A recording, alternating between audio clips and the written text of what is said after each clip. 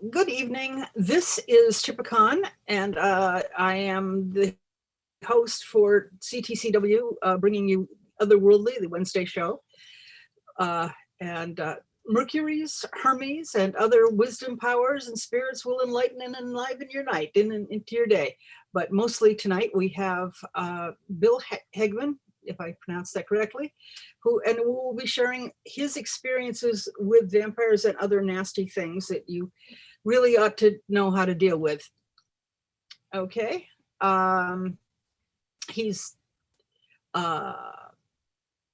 okay. I think I should just ask him to start speaking because that's okay. Because he, you know, I could tell you what he's done in the past, but what you want to know is what's important. So yeah. Take it away, Bill. And thank you. I've been studying and working and practicing energy work for past 46, almost 50 years. I've had a lot of paranormal experiences, some supernatural ones. I separate those there, and I found that once you start accumulating energy, you start attracting interesting critters that like to feed from you. I know one reason why vampires can be a touchy subject because in the past 15 years, vampiric magic and vampires become romanticized. And there's also the idea that magic, there's always a cost because people are using their own energy, or sometimes they will use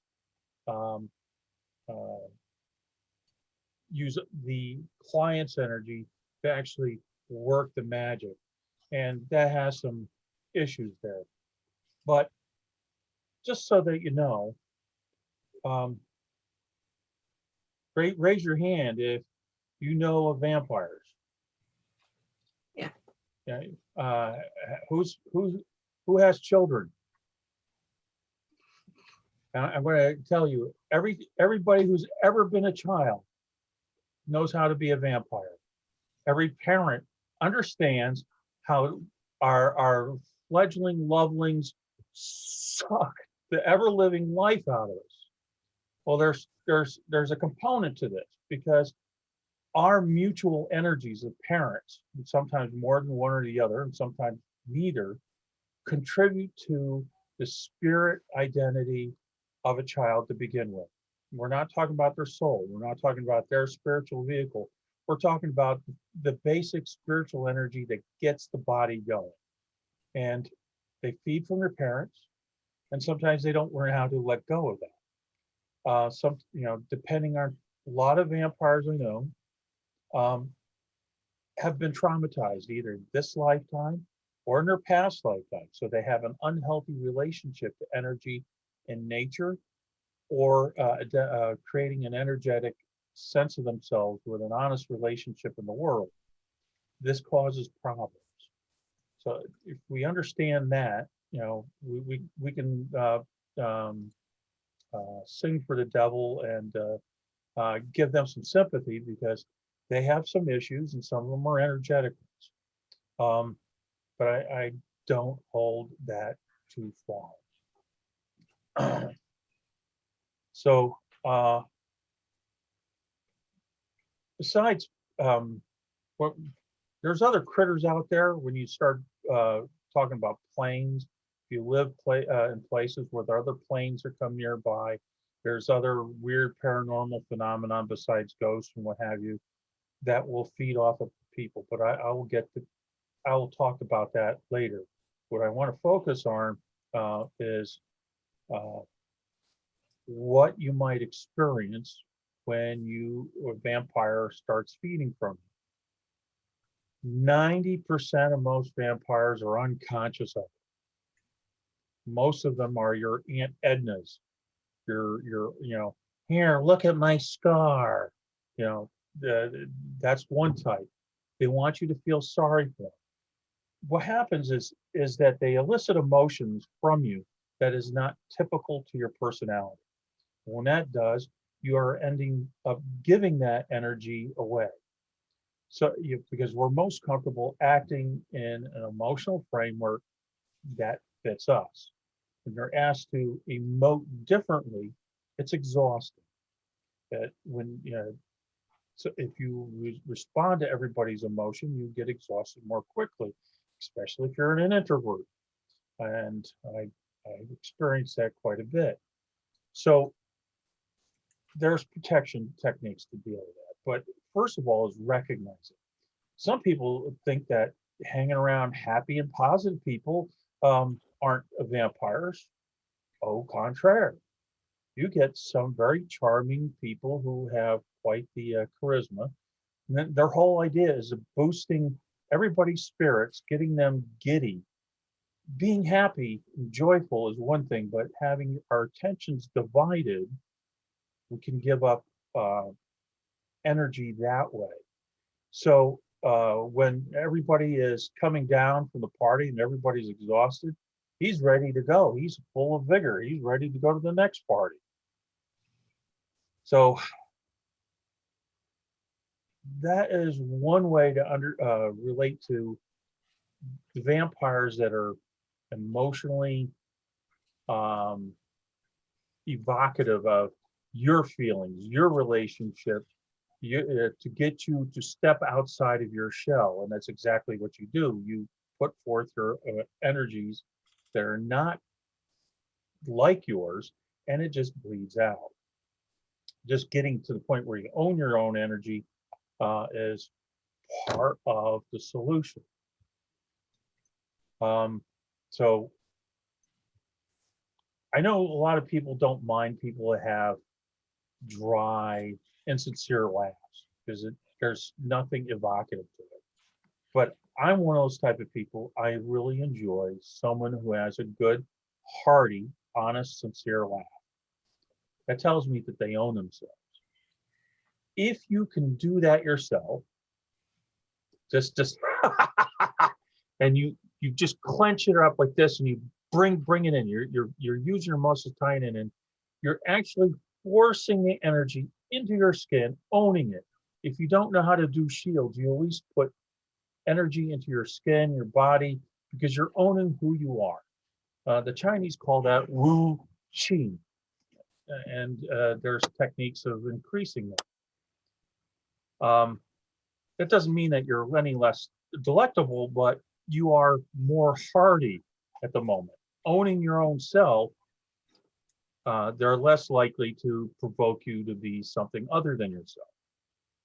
Make sense? So, the easiest way to deal with it, besides laughter, a good hearty laugh, is very simple body language. It's, when you're listening to somebody, you put your finger across your mouth. This actually, the energy in your finger actually helps block the energy meridian down through your front of your body, just across, because just the energy in your finger and versus the energy from the front of yourself work is an easy feed. Okay, also down your back and sometimes right here in your sides. These are like major energy points that they interface. So besides that, you turn sideways, not 90 degrees, because then it gives you full access to side, but 45. This 45-degree angle actually blocks direct access. Holding your arms, crossing your legs. Keep making sure your mouth is closed. When people's mouths are open, it's a sign of being submissive, but it also allows energy to come out of the body faster, even through your mouths. So just a simple closed mouth, finger across your mouth, you're holding your own energy. So you have that.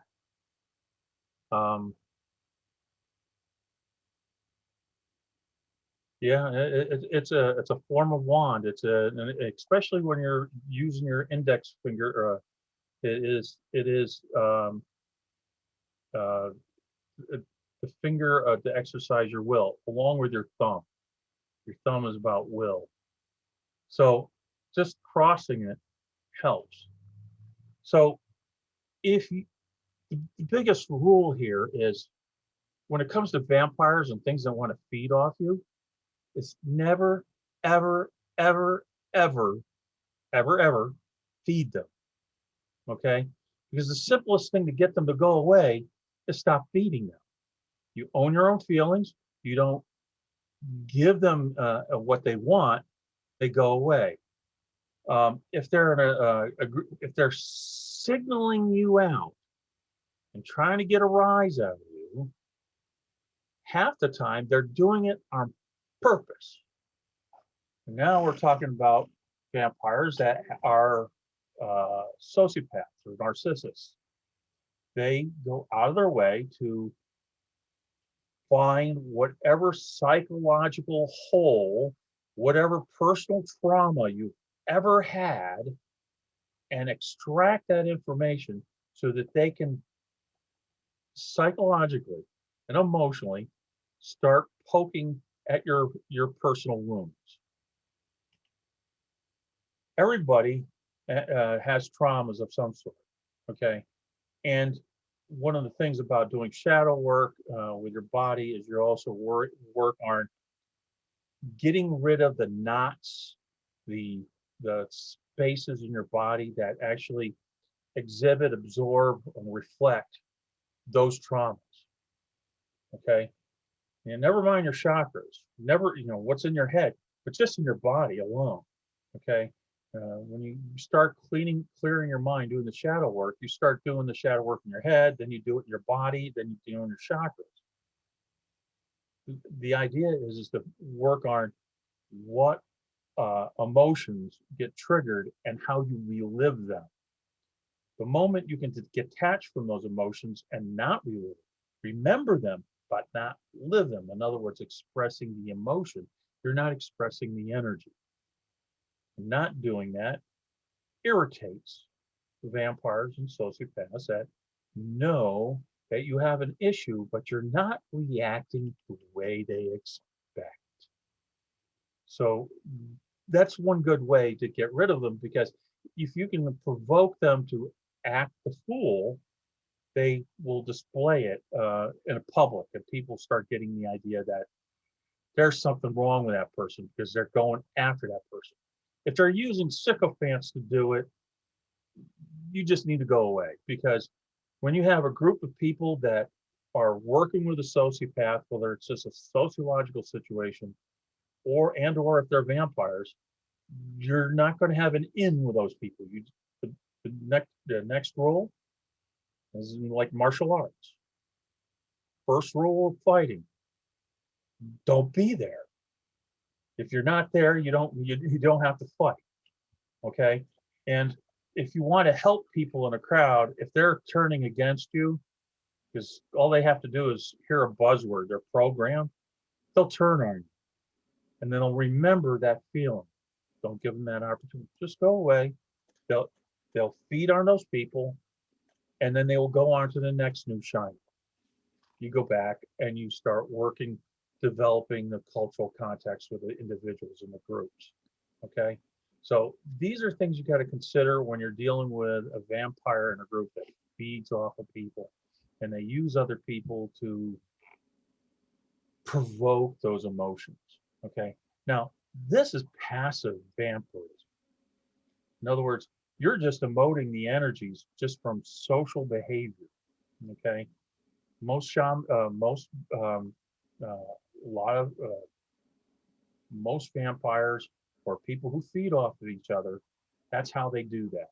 Okay, the ones that learn to start doing it magically, you always think about them sending out some sort of vampire tentacle, and they find parts in your body that has those wounded trauma anchors that exhibit in your body, because it's a bright light shiny spot in your aura on your body, and they go and attach to it, and you can feel it it could be prickly, it could be warm, it could feel like a constant pressure. It could be a physical issue, or obviously you see a doctor and make sure there's not a physical issue there, but sometimes your personal trauma will reflect a physical problem. It doesn't mean a vampire is not going to take advantage of it. Okay, So they feed off of that.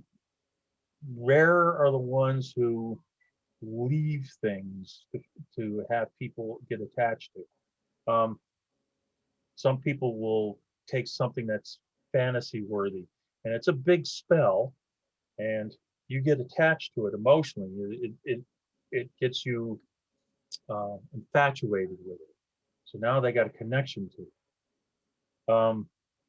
Another technique is making use of larvae or creating a miasma. What that is people leave loose astral junk in places, and you go to a bar and you'll find miasmas.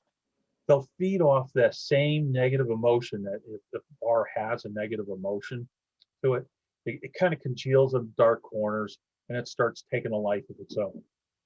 There's vampires who know how to kind of create something like that to kind of elicit the same negative emotions in that place or create it in someplace else to feed off it. And it's off usually passive. Very rare. I don't think I've ever seen one actually attached to a person, but they feed on an environment. Um, the and then there's Question. go ahead. I was thinking you say there's the kind of leftover energy in a bar. I have mentioned leftover energy that is raised, say, in a ritual and not spent can go stagnant. Is that similar? It is a similar concept, but the thing is intent and how it's created and how it's formulated.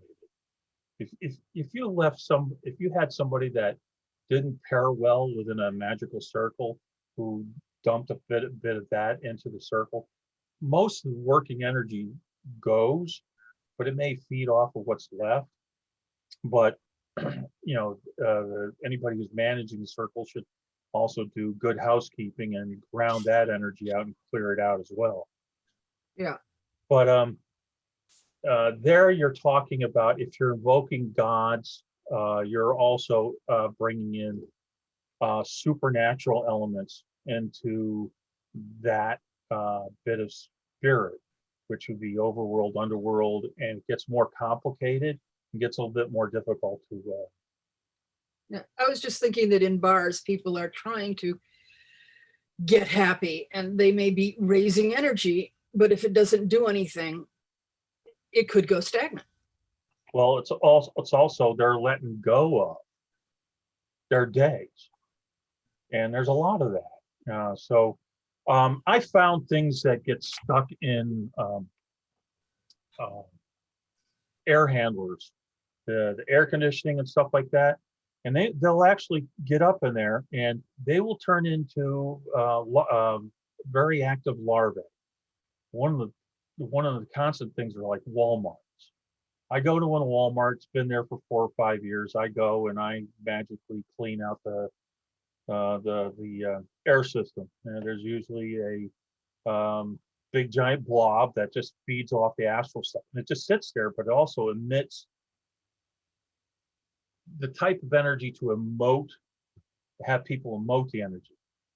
I can just find a nice, clean, bright, sunshiny place somewhere in the world, just teleport it there, and it will evaporate on its own.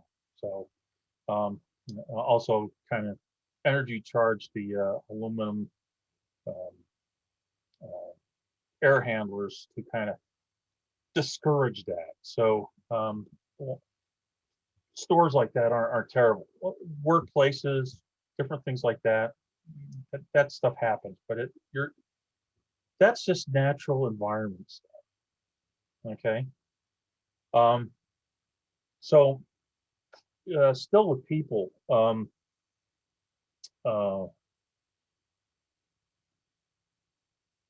dealing with these type of things.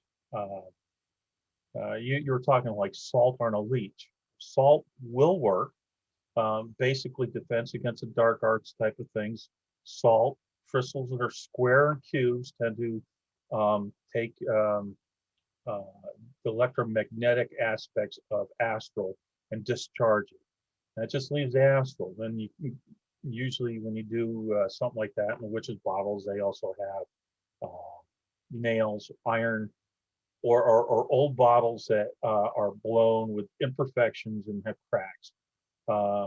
That tends to cut astral up. So, but that's for loose stuff. But when you're dealing with people, um, iron, um, miasma type of negative stuff out there, iron will work, salt will work, selenite crystals work. Just the mechanical action of your hand is all the energy you need, and it doesn't involve your personal energy to actually activate a selenite stock and kind of move that over areas that are affected. Can you jab a vampire with that? You can't quite get away with that because it's not polite in public. Um, so usually the same activity of your hand, using your own muscles, and if you twist it, you're also generating distance. In other words, it basically takes your bones and tendons and drives this electromagnetic yang type of energy to actually control the dense astral energy that has form. Okay, you can take those little suckers and rip them out, but you got to know yourself versus it, and you're going to have to be able to scan yourself, own your own energy, scan it, light it up, and sometimes you got to, if it's really entrenched, you got to find some sort of energy that gets in between, whether it's a soap, a grease, something that works like that so you can pull it out. And when you're healing other people with the same issue, you have to be cognizant of their energy and what energy is going there, and then what is the trauma that created it in the first place. Now, if you're a high energy person, you get a high energy vampire, you don't have to have a reason. They just see you as bright, shiny, and tasty, and they go and try to feed off you. I've been to a couple of vampire lectures at Dragon Con, and a room full of vampires, and they can't help themselves. They just, they see bright, shiny, they just try to grab on you. I keep burning those little suckers out until they waste all their energy. They get really super agitated, and they end up leaving the little talk that the fancy vampire that was giving her talk go. But when you're observing a vampire that's pretty high energy, you will see that there are some negative aspects, something in their aura, something in their body that doesn't function. Okay, like I said, when we're all children, we feed off our parents. We get energy that's put to ourselves, and until we get older to develop our own personality, our own energy, and start having an honest relationship with energy outside ourselves, where we don't feed off of parents. But you get psychological parents. Not all parents are good. Okay, not all environments are good. You get traumas, and people start feeding. But we all have energetic exchanges between each other. Nothing wrong with that. It's when it gets lopsided, and and also if it's done without consent. So there is that. There's a whole thing about vampires. There are some vampire houses. They're like their own little traditional groups, and some of them follow what you call the black veil, which is an ethical guideline to make sure that their donors are consenting. Do all of them follow it? No. Okay. So the first thing is ripping out the tentacles and burning. But it makes you look like you're swatting at flies in public, or walking into a spider web, and you look like a nah. And people are like, what's wrong with him? developing the skill to kind of slough that off is one thing. Okay. Um, so that, and also I do this type of thing. It's like when you sometimes they just want to feed. You give them something and feed them. You never ever feed them. Well, unless you're gonna, it's a sabotage. I take a ball of energy and I turn it inside out. And what happens is the more you pull on it, that energy creates a stronger and stronger vacuum. I've seen one vampire that stuck a sucker in my chair as a spell to feed off. And I created that ball and stuffed it down the tentacle. With a day or two, literally it was it ballooned to be about 4 or 5 feet in length, about 3 feet in diameter, and he was dragging it around. And he was really, really not happy. Okay. This person was doing root work and other type of things, trying to get me fired, and he was one of the most incompetent coworkers ever.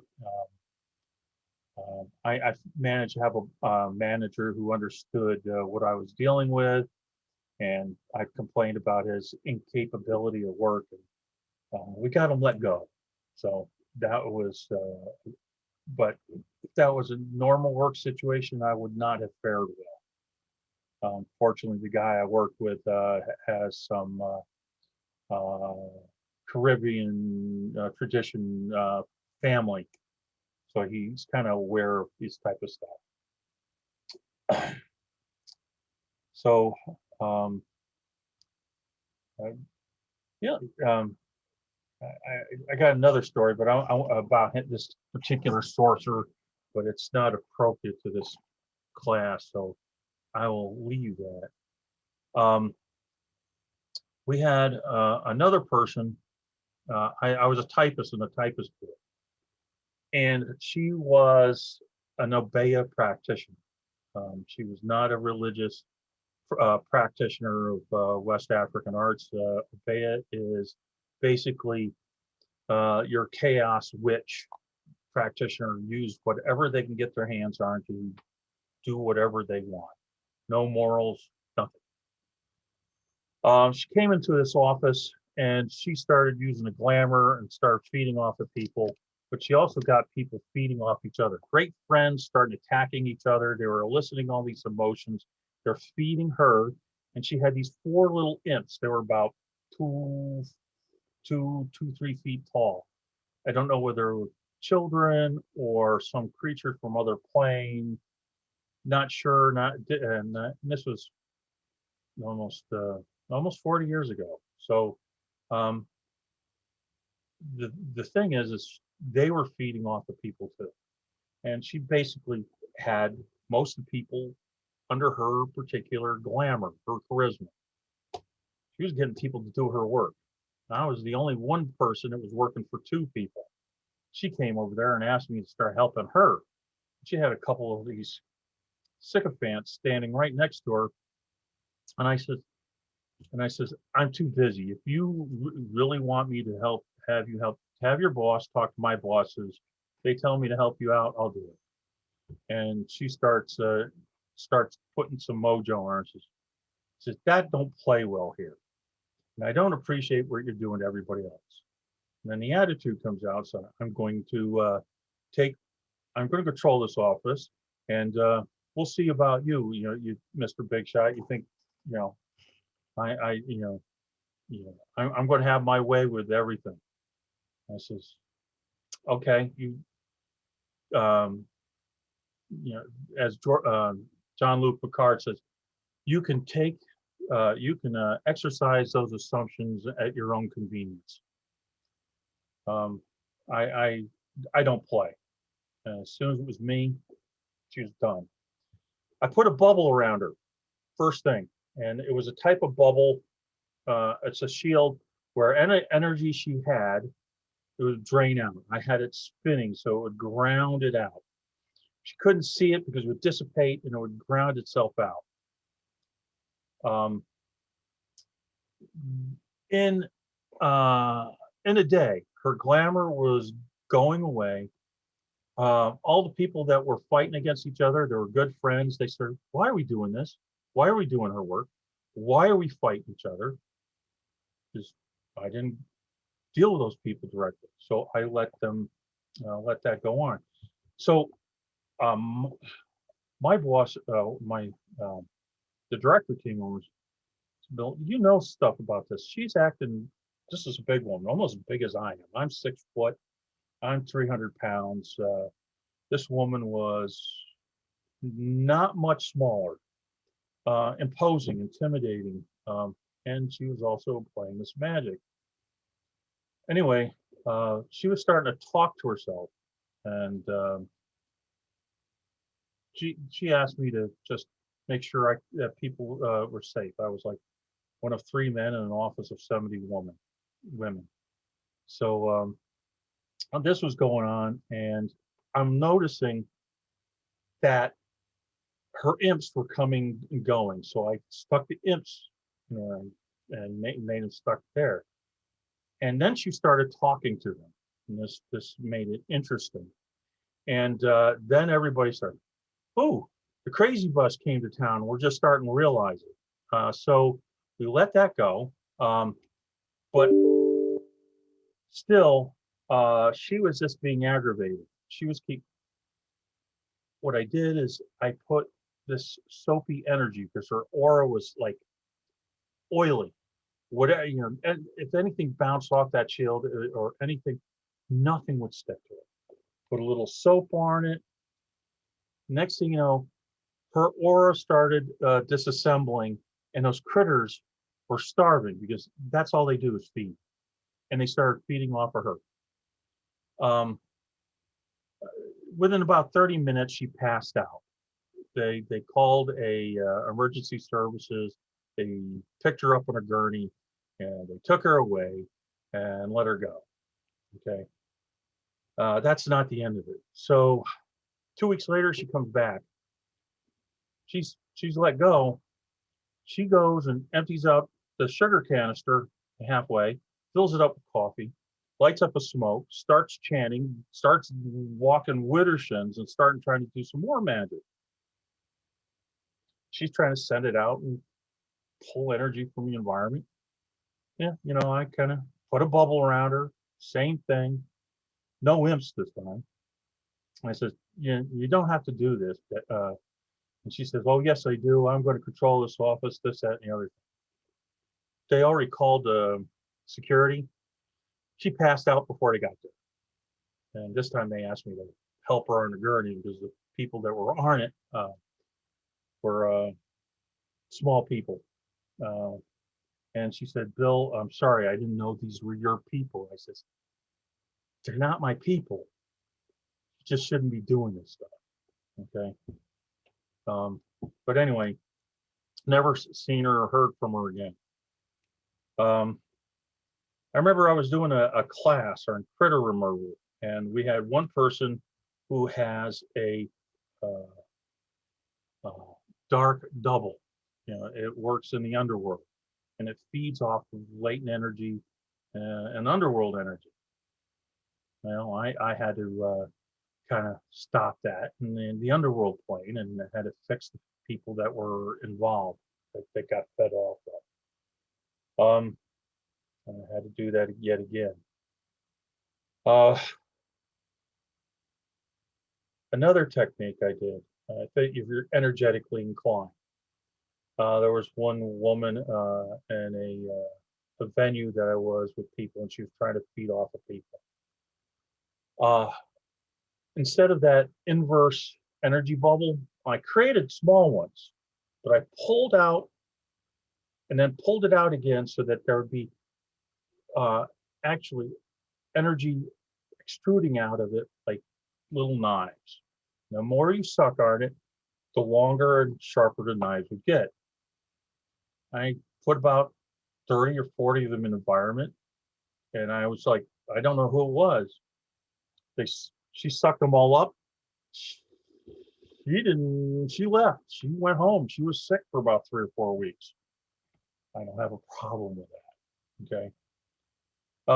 There was another person who was trying to make friends with me, and he put uh, a dark double visiting my house.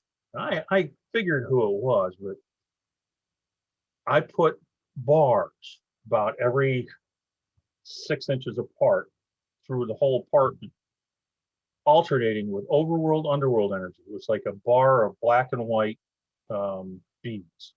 Okay, put them through all out there. That tends to stop a flow of normal energy flowing.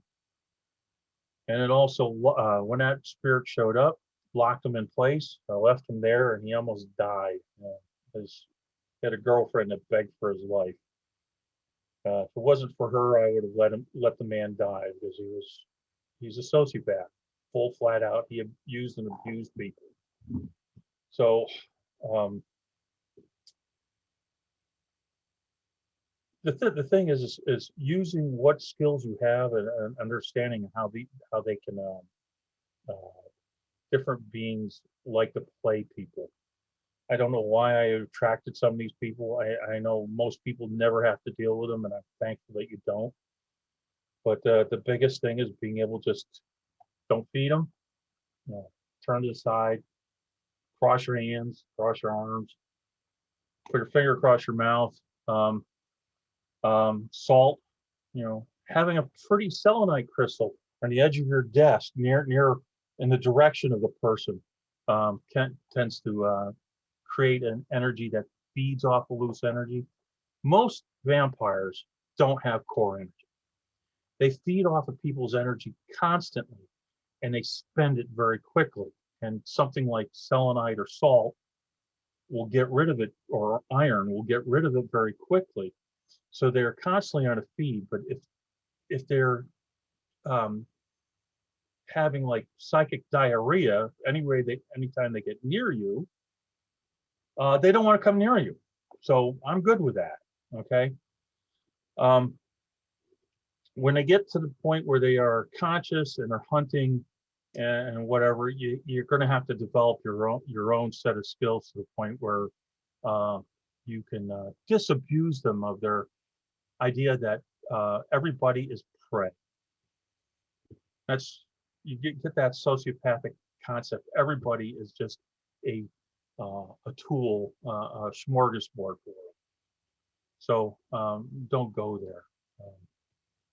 Yeah, I used that bar technique. There was a group of vampires. It was a social setting for vampires going out to a bar and commingling, but there were innocent people there, and I protected them with that thing. And they got kind of upset because that kind of prevented them from doing their shenanigans. I didn't lock them. I just used it for protection. Um, they had their suspicions about me, but whatever. I don't care. I left. I don't think they had another event like that, except that they kept it to themselves, because they were basically looking at a upbeat disco type of environment to kind of have all people throwing their energy around and feeding off of it. Other critters. Um, you get other planes, and sometimes they're natural and they overlap our reality. Not everywhere, not every place. Some places in cities, sometimes in nature. Um, most creatures out there are benign, but some of them are like um, mosquitoes or squirrels. All they do is see something bright and shiny that they feed off, and they'll go after it. You just kind of energetically say no. One thing I look at is sometimes this happens when people are learning to shield.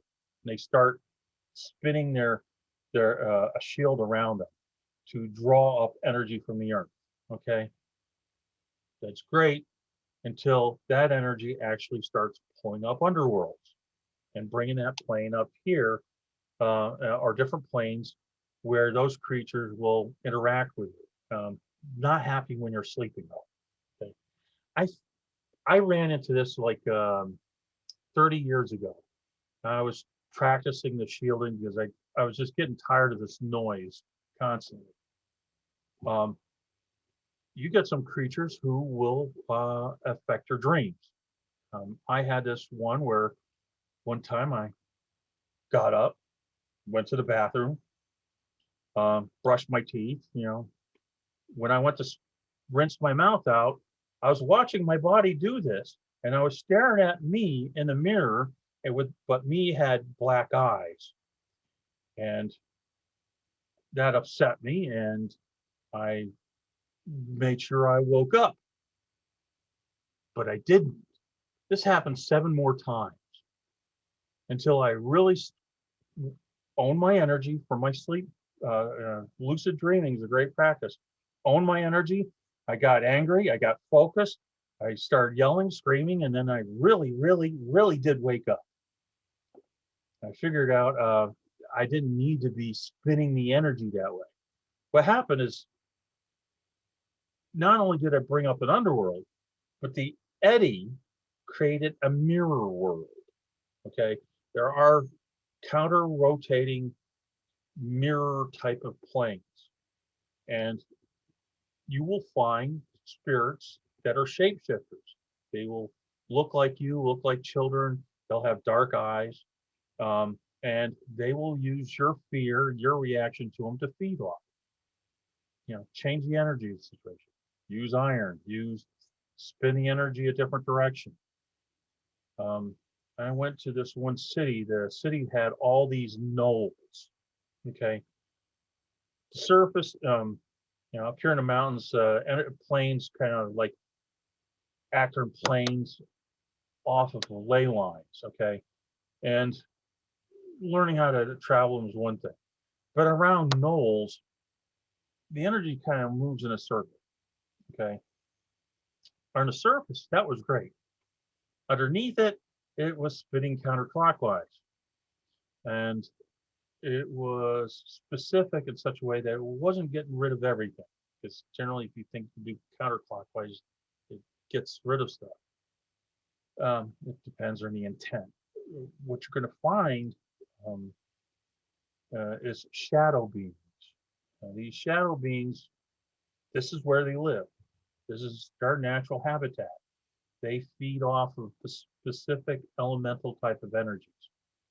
Sometimes, and often they kind of overlap where people live. So there's some sort of dynamic there, and they feed off that. This one place that was affected by it, there's a lot of natural energy flowing into that house. It was flowing in and through people. It was aggravating the people. It was aggravating. They were having a lot of paranormal situations, but it was feeding. So it's learning the area and pushing the natural flow of energy away from going through the middle of the house, and figuring out that, because that those are rare cases. But I remember my girlfriend, she bought a cloak one time, and it was a nice cloak until she went to wear it, and in it was a plane imbued by the previous wearer, that from wherever she did her magic, and it was a lot of these like gnats, sort of like psychic little mosquitoes. I had to basically open that plane up, find a compatible plane, and then just like channel all that stuff into where it belongs, and clean the cloak and make sure that that cloak wasn't generating that portal. Okay, that's supernatural type of magic. That's rare, but mostly it's people, and it's just they just play it, and using common sense techniques. But once they get a hook in you, with those type of vampires, they don't need to be in proximity. They can be hundreds and hundreds of miles away, because it's It's a way of folding space and time, because it's an energy signature. Once you rip that out, once you burn it off, you know, send whatever negative, nasty, don't do this anymore, because, and believe me, they don't listen, because they'll go right after it again. You fix your trauma, you fix whatever issue it is. If you're healing somebody, you got to use energy to kind of heal that wound, staunch the bleeding, and then encourage the person to deal with whatever psychological trauma, emotional, mental, whatever it is, so that they don't generate it. Okay.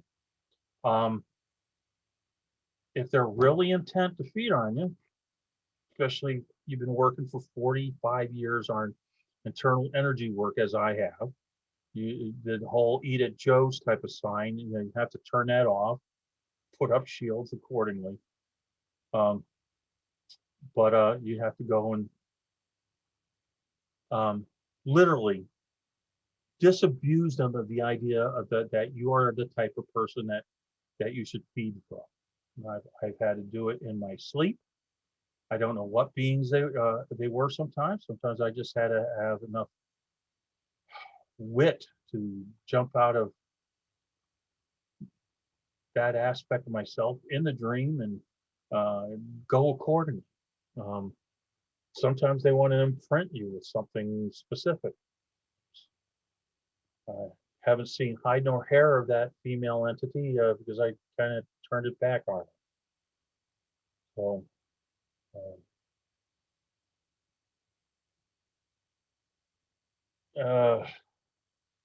any other good stories specific to vampires?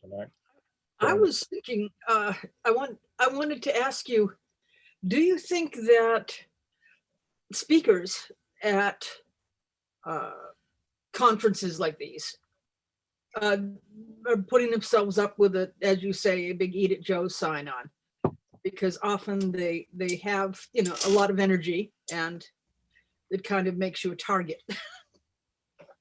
Yeah, that happens. Also, you also get people who, the unintentional ones, the ones that actually relate to you, and you actually make them feel better about themselves. That becomes a dopamine fix as well. So they get addicted to that interaction. You also get some of the people who are charismatic vampires that have their own shtick up there at these conferences as well. So it's not, you know, it goes both ways. I have my partners with me when I do a class. And one thing I forget to do is really pay attention to the few vampires and put them in a bubble. Uh, my partner does that, and they find the class uninteresting, and they go their merry way. I'm good with that, because I'm not there to help teach them how to feed better, because I refuse to do that. But if they do, one thing I do know is that vampires don't feed on clean energy. It's one thing I try to teach people about magic, is a lot of people take a lot of astral energy around them. Some can handle it, some can transmute it, but you start taking astral energy that people give off that's not like them, it is not really compatible. It's kind of crystallish, dense, and it's like putting sand in your crankcase, you know, putting sugar in your gas tank. And the life of the engine doesn't last that long.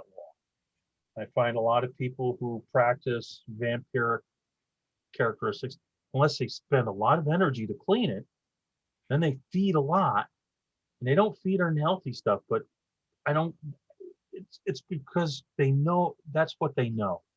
Okay, it's not. It's much more efficient to get energy directly from nature, and I do that. I don't. Can I feed off of people? Yeah, I can. Can I make them suffer? Yeah. Do I? Maybe one or two people that really deserve it, but as a habit, no. And do I feed on it directly? No, not at all, because I refuse to have that junk in me. I spent years cleaning my own stuff. I don't want to clean anybody else's. Okay.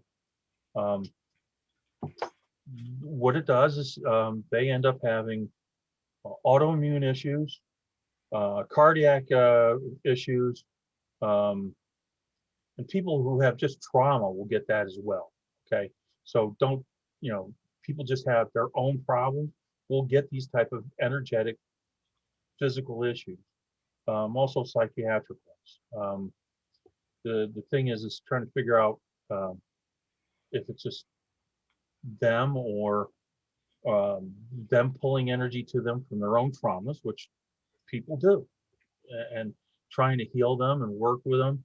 That's a different issue. But people who do this specifically, they burn themselves out very quickly. When they're about 45 years old, they look like they're 70. And you know the people I'm talking about. Um, and so you treat them nicely. You don't interact them, don't feed them. Remember, number one, don't feed them. And when they talk to or listen to you, control your own emotions. Stand at a 45-degree angle. You know, cross your arms. Maybe put your finger across your lips. Keep your mouth closed. This keeps the circuit of energy flowing through you. The moment you open your mouth, this REN channel ends up pouring energy out of your mouth. So that was a tough one for me to get over. Learning how to just keep my mouth shut and not feeding people just because I'm there. Believe me, that was that was just a big thing. And once I learned these techniques, in about 6 months to a year, my social circumstances change, and most of those people don't bother with me. They don't get into my environment. I end up going into environments, and there they are. I'm fascinated by vampires. There's some people who have these traumas from past lives, and their energetic dynamic is pretty messed up. So I've met a handful who are ethical, and they don't feed off of people without consent. They're rare. Even though there was a time that there was a movement that they thought that was going to be more, they're going to be able to do it. I know one guy who basically passed away because he stopped feeding our people. Because the energy is, you need that energy to hold your complexes of spirit and how it functions in your body. And if you don't have a component that addresses it, your part of your body is going to suffer. So I don't know what to say to that. I have never been given an opportunity to delve deeply in those individuals attempt any type of healing, because they're pretty much convinced that there's no healing needed and whatever. And they're pretty happy with the way they go about the business in their life. Okay, that's fine. But I know I've gone to this one conference, and there's always a class there once a year when I went there, and the whole room is filled with vampires. Whole room, and I would have some I bring a friend who aren't, and I have to really work on shielding. But there's always somebody that has to go sit directly behind us, feed, try to feed, and I have to go burn, just kind of put a shield up there, keep burning. Eventually, they spend all their energy, and they have to go somewhere else. Even in a room of vampires, it's and that wasn't obvious to all of them. Not even the speaker, who was a pretty skilled one. Okay, wasn't really aware of what was going on, and they thought I was one of the vampires. I remember I was giving a talk on it, and some woman said, "I see tendrils coming off of you. You got to be a vampire. You're a hypocrite. And you don't know how my spirits, um, how I work my energy, and what I'm connected to."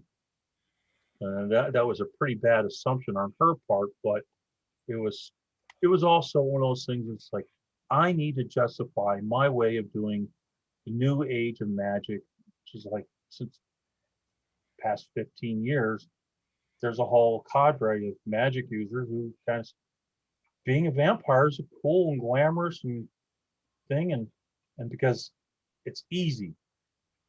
And oh, the other type of energy vampire, they imprint you with energy that makes you really happy and giddy and makes you feel full of energy. What it is, it's a higher frequency energy, and you feel full after they've drained you, but you're not. And because that energy isn't compatible to you, that energy collapses, subsides, and you feel a letdown.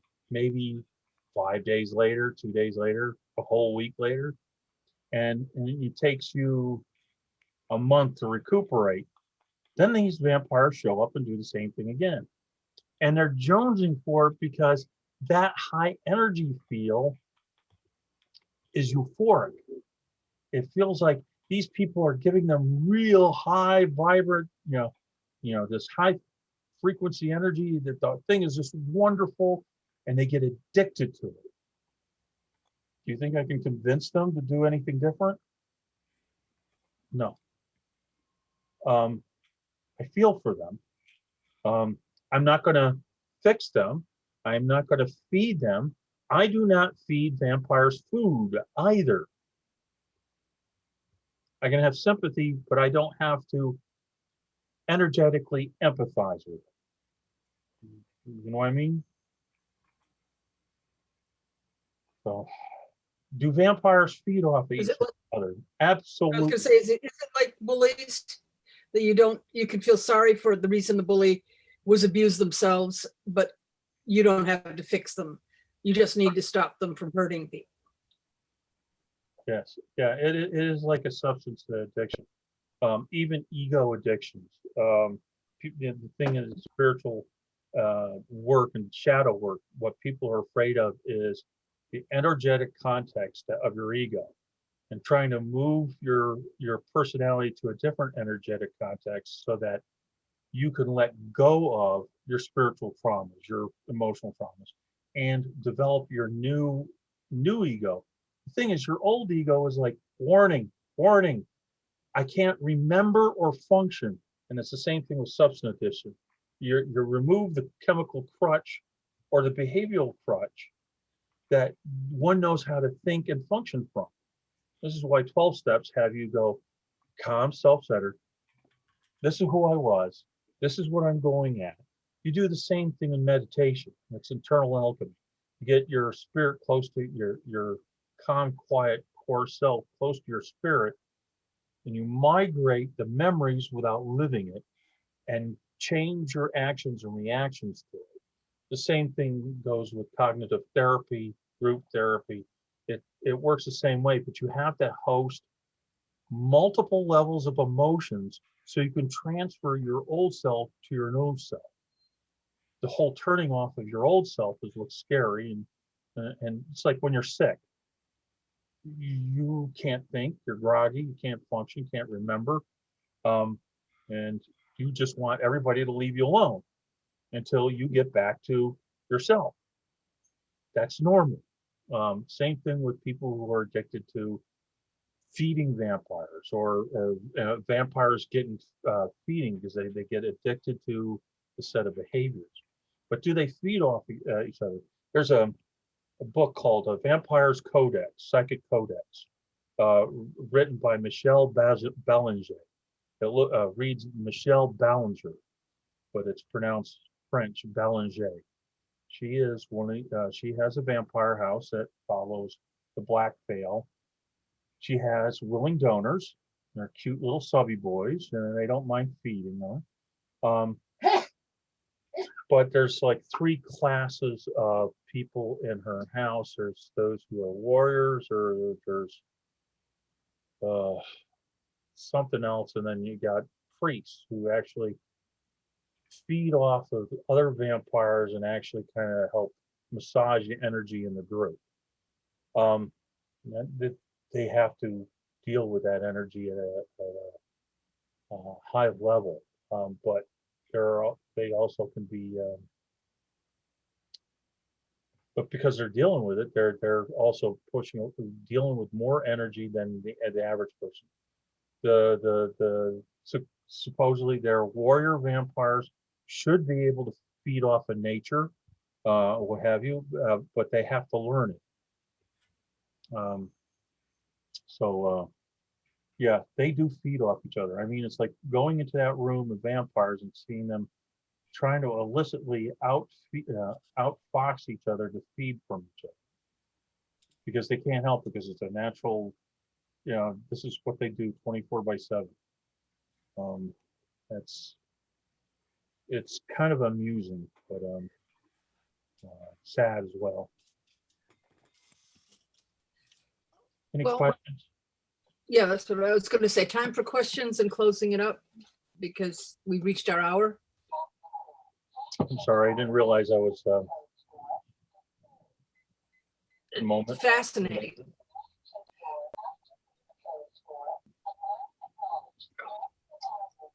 We're having our alarms to tell us behave in the background here. Okay, and any questions at all? Let me check and see if anybody's watching it live on Facebook. No, live Facebook seems to not be highly populated tonight. So I guess that is it for the curses. You were saying something? Yeah. Does that mean that every type A person is a vampire? No. Okay. No, I mean, there's honest energy exchange in leaders, if they're leadership type A. The difference here is also emotional focus. Okay, when I do an energy class, people think about, any outside emotions can be negative. Okay, but other emotions, it's a matter of intent. For example, being mad, you're wasting energy. If you're angry, you're actually focusing it to do something. When you're sad, you're actually acknowledging a loss and processing. But if you're morose, you're hanging on to what doesn't exist anymore. You're wasting energy. And this is the type of stuff that the vampires would feed off of. Even happiness. If you have joy, you're holding your energy. If you're giddy, you're wasting it. If you are worrying, yes, that's waste of energy. But being pensive, which is the same emotion, but you're creating a trigger. You're setting a behavior and energetic trigger in yourself to act on something. Get me the pillow. It's intense. They have focused. Their energy's all Put it in a safe place. Oh, okay. I'm sorry. Okay, well, we should probably end since we are done. Remember to tell your friends about Changing Times, Changing Worlds, because word of mouth is our best advertising. I'm not going to rip the house apart looking for the piece. And so I'm going to remind you that the Changing Times, Changing Worlds conference is going to be held November 8th to 14th, evenings, Monday through Friday, and all day long on the weekend.